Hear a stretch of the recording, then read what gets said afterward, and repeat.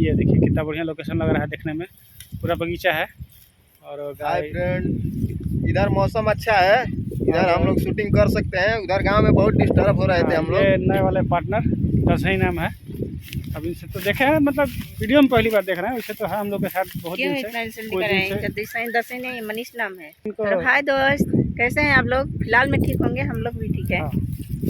क्या जी चलिए। ठीक है ना? देखिए नज़ारा कैसा है। हम तो बढ़िया है, इन लोग से पहले दिखा दिया जाए।